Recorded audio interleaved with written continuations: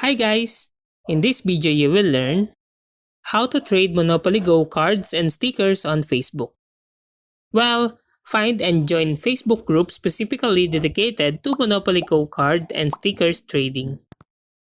Understand and adhere to group rules regarding trading etiquette, post formatting, and trading guidelines. Engage in discussions, participate in trades, and establish a positive reputation within the community. Sort and organize your cards and stickers to easily identify what you have and what you need. Determine which cards or stickers you prioritize acquiring to guide your trading strategy.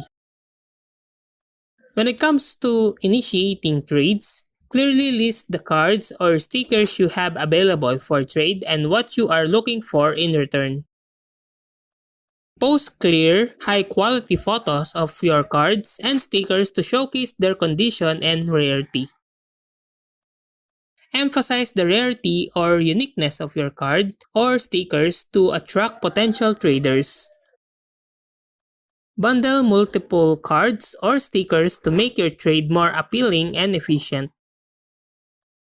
Respond promptly to inquiries and messages to maintain active trade discussions. And when it comes to negotiating and finalizing trades, be open to negotiation and consider fair offers that benefit both parties. Double-check the condition and authenticity of cards or stickers before finalizing trades.